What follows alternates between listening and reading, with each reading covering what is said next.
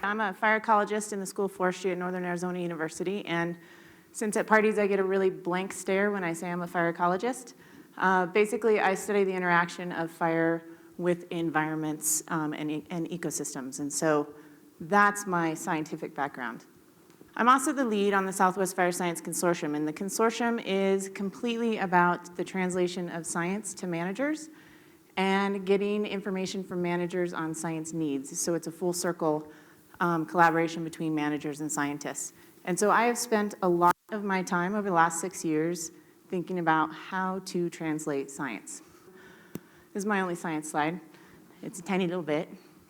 And all you have to see in those charts is that basically the top lines all go up together, which leads to warmer temperatures equals more fires, and earlier snow melt, which leads you to the bottom one, and basically shows you that those lines correlate and that we have longer fire seasons, longer durations of fire, and increased area of high severity fire in the Southwest with the changes that we've had in climate over the last, well, since the 1970s. So there's my science. What I'm actually going to talk about is how do we translate this science and this information for the public. And the history of this is that this is a project that we've been working on for almost 2 years, and we got lucky. I was a committee member of a graduate student who had been working with the Landscape Conservation Initiative, and he was sitting in my office and said, oh, you know, we've been working with a local artist and we have some stuff up on fire. And I said, really? That's really interesting because we've been thinking about trying to do an art show related to fire. And he went, oh, wow. Oh, the Joint Fire Science program, you know, said if we send them funding, we might be able to get funded. A week and a half later, we had a proposal and money in hand. So it was about the fastest thing I've ever funded in my life. I wish it was always that easy to get that much money. And the partnership between LCI, the consortium, Coconino Center for the Arts, and the Flagstaff Arts Council has been a really incredible partnership. And I can't encourage people enough to start to partner with people that you never thought you would partner with. So this is my other little piece of science, the why. Why would we think about doing an art show related to science? There is a little bit of literature out there related to dissemination of science through art. There's quite a bit of literature about the importance of art and science being taught together, being done together. There's quite a few Nobel Prize winners that are also artists as well as amazing scientists. So it seemed sort of a logical thing to try. The Southwest Fire Science Consortium had not really tackled the public yet. We really had a strong scientist-manager collaboration going, but we had decided, our governing board, that we were not going to get anywhere. Managers were not going to be able to implement anything on the ground if the public didn't understand the science behind what it is they're trying to do. Because there are some very valid reasonings for some of the things that are done on the ground by our agencies.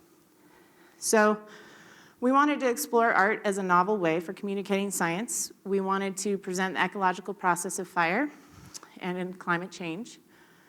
And we wanted to continue to develop that manager-scientist relationship, but now we wanted to throw in artists and the public.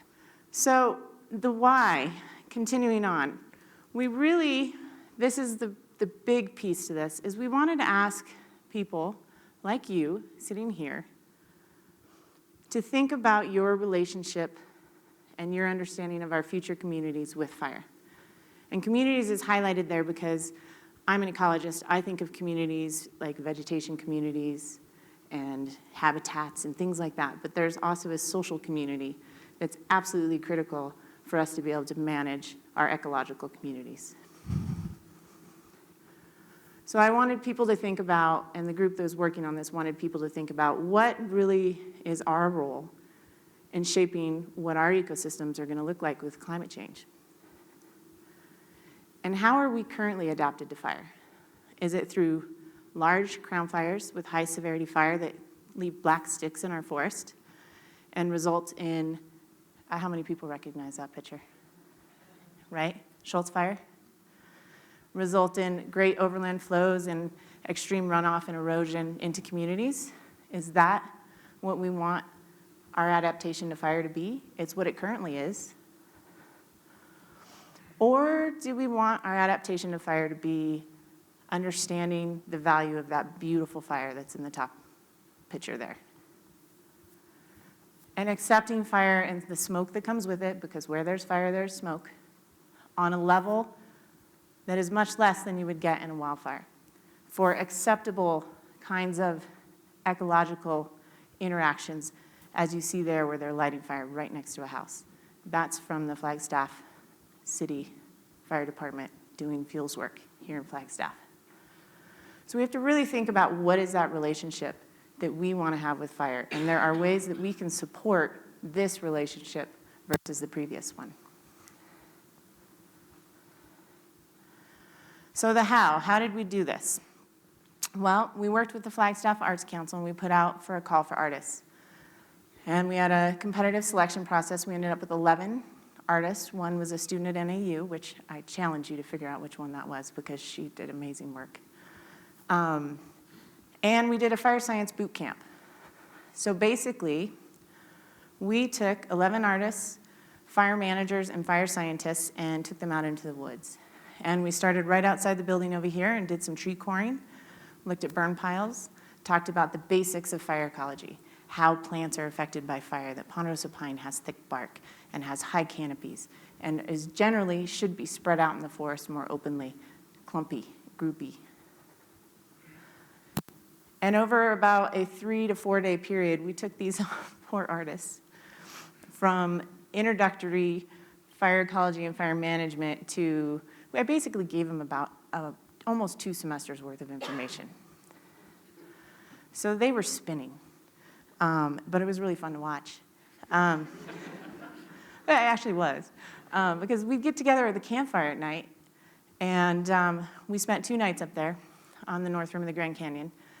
And we get together around the campfire, and we have this big campfire, and everyone's around it, and we just started talking, and they just started asking these questions, and the questions are just getting more and more complicated. They're totally assimilating all the information that they've gotten and starting to connect with what it is that we were trying to deliver.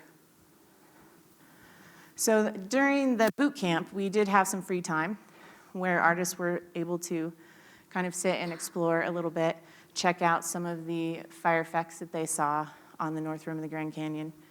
We were lucky enough driving through to the North Rim that the North Kaibab Forest Service had been doing a prescribed fire, and it had just finished. They had just finished that the day before.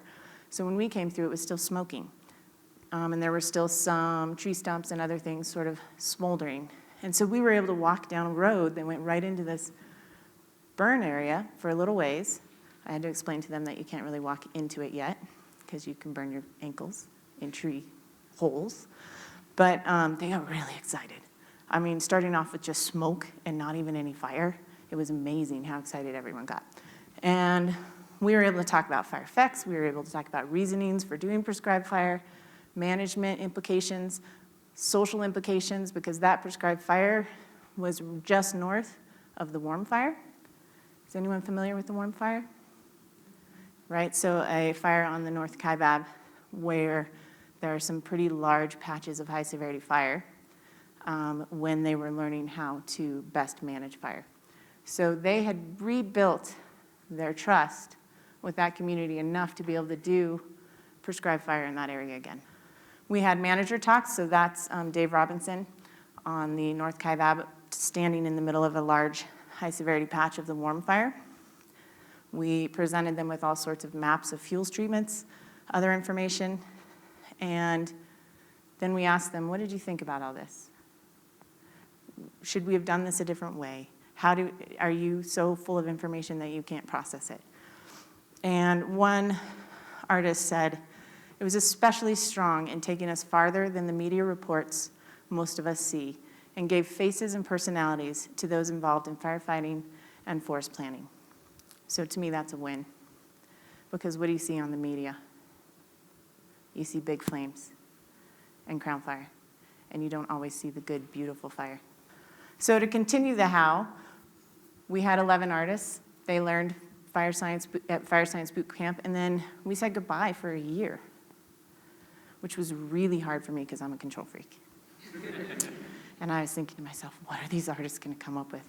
What if they didn't get the idea? What if they just focus on the bad part of fire? Because it's really not what we want. I was totally freaking out at first. And then we started getting a few phone calls, asking details about some of the things they'd learned. Some of the managers we worked with got sent charts of connections, which if you've seen Bonnie Peterson's quilt out there, you'll understand. And I started to relax a little bit. I'm like, wow, they are totally got it. So then we went to work as a science team within the science and artist collaboration, and we wanted to make sure that the science showed up in the show as well as the art. So out front, before you go into the show, you'll notice there's a big monitor with a video playing. That video documents our process with the Fire Science Boot Camp and some of the thoughts from the artists during the boot camp. It will also be added to and add some of our opening nights and thoughts of people viewing the show. We also have a science video that explains more the science of fire in our ecosystems here and how climate affects that. And then we made sure that we had a science statement right alongside the curator statement, right in the beginning of the show, so that both the science and the art sit next to each other hand in hand. And then the last thing we did, there are some plates with quotes, scientific quotes, that are placed throughout the art show to try and always bring you back from the art to some of the science and back to the art. And some of these quotes are artistic in themselves, I think. So those are one reason we chose them. So the results, I think the results speak pretty well for themselves. But I'm not very good at letting things do that, so I'm going to tell you anyways. I was stunned. I mean, I came in about halfway through the installation of this thing, and I walked out so excited I couldn't even control myself. It's just amazing what these artists took from 3 days of boot camp and interpreted. And the way that they're interpreted, I think, is absolutely amazing. So I'm hoping that you feel the same, or did feel the same as you walked in and looked at some of the artwork. The other things that we were able to promote is friendships and professional collaborations across disciplines, which is a big favorite of mine. I just never thought those disciplines wouldn't necessarily be in the science. So this is sort of in my blood now. I really like this idea of using art. I'm trying to talk my director into buying some of this art so that I can have art and science assignments in my classroom where they have to go look at the art and interpret, try and figure out the science through the art. Hopefully we're getting the message across that there's good fire and it's not all bad fire, and what our future looks like, and make people think about what they want their future with fire and climate change to be. And we are doing a formal evaluation of this process because we are scientists, some of us. And our funders, we want them to give us more money. So, you have to show them that it works. So we're doing an evaluation where we basically are asking people what is their understanding of certain fire ecology concepts before visiting the show and then after visiting the show, to see if we've been able to reach or increase that knowledge at all. So that is something that we will have come out of this. I'm going to leave you with our future pondering the present, and what I absolutely hope is a change for the future.